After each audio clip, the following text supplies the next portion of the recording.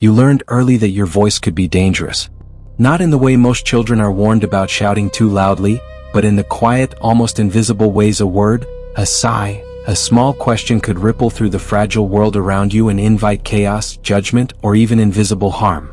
You became a quiet observer, a shadow in the corner, because silence was your only armor. You learned to bend, to disappear, to anticipate the moods of others before they even had the chance to express them. Every glance, every tone, every shift in air became a signal, and you became fluent in reading them. The paradox is painful. The very silence that once saved you now holds you hostage. What protected you in childhood, the careful calibration of your presence, has become a weight, a quiet chain that wraps around your adult life. Meetings, friendships, romantic moments, even your own thoughts echo with a caution born decades ago. Do not speak.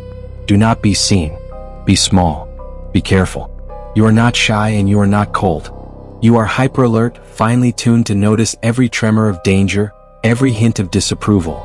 The child who learned to survive by staying invisible has grown into an adult who wonders why intimacy feels unsafe, why ambition feels risky, why claiming space feels unnatural. You carry the wisdom of survival and the grief of suppression in the same chest. You carry the survival instinct as a secret burden, and the cost is your own authenticity. This pattern has a name in the language of psychology. It is often called highly vigilant quietism, a response to environments in which speaking up felt dangerous. This is not simply shyness or introversion. It is an adaptation honed in childhood trauma, where silence became a method of self-preservation.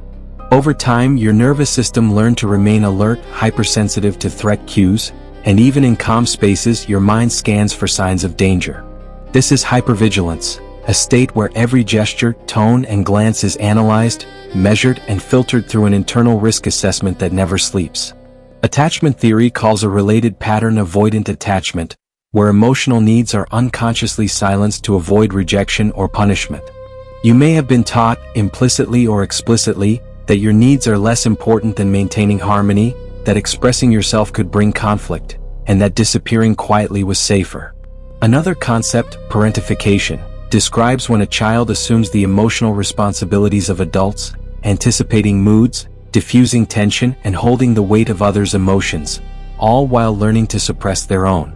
Neurologically, this pattern rewires the brain. Your amygdala, the fear center, becomes overactive, primed to detect danger long before your conscious mind has a chance to process the situation. Your prefrontal cortex, responsible for reasoning and impulse control, becomes intricately linked to this alert system, constantly calculating whether silence or speech will keep you safe. Your default mode network, which governs reflection and internal narrative, becomes intertwined with threat detection. The result is a body and mind perpetually scanning for danger, even decades after the original threats have passed. What feels like natural reticence is not mere personality. It is the echo of survival, encoded deep within your nervous system. It is a body remembering what the mind can no longer safely acknowledge. Do not speak. Do not upset the balance. Be quiet. Every act of silence carries a profound emotional cost. It is the price of lost words, invisible tears, suppressed grief, and the quiet ache of never fully existing in your own story. Sacrificing your authenticity becomes a silent tragedy. The child inside you learned to bend, fold, and disappear to preserve safety. But that same child also learned to mourn in secret. Each unspoken word, each suppressed emotion, each act of self-effacement is a small death of presence, an invisible grief that accumulates over years and decades. Fear is a constant companion. Fear of vulnerability, fear of rest, fear of judgment. Even joy carries a subtle tension because being fully alive requires visibility, and visibility has always carried risk. You sacrifice yourself in every relationship, every conversation, every quiet pause, because you are calibrated to believe that being yourself could provoke harm or rejection. Philosophically, this is a profound tension between self-preservation and self-expression. Carl Jung wrote that, "The most terrifying thing is to accept oneself completely." For someone who learned to stay quiet, accepting oneself is terrifying because survival and authenticity feel opposed. Every act of self-assertion risks unleashing the danger that once threatened your childhood world. Every attempt at freedom feels like walking on a tightrope over invisible flames. The emotional weight extends into adult life. It is present in every decision, every relationship, every career move. It is present in the quiet frustration of being overlooked, in the shame of wanting more, in the fatigue of endlessly scanning the environment for invisible dangers. The child who survived by staying invisible has become an adult carrying a hidden library of unspoken needs and unseen suffering, and the manifestations are unmistakable. You might find yourself in relationships, constantly deferring to others, rarely expressing needs, fearing that your wants will provoke disappointment or conflict. At work, shrinking in meetings, minimizing your achievements, or allowing others to take credit to avoid drawing attention. Emotionally, feeling disconnected from your own desires, as if your inner life belongs to someone else. In social interactions, overthinking every word and gesture, calculating the safest way to exist, fearing missteps.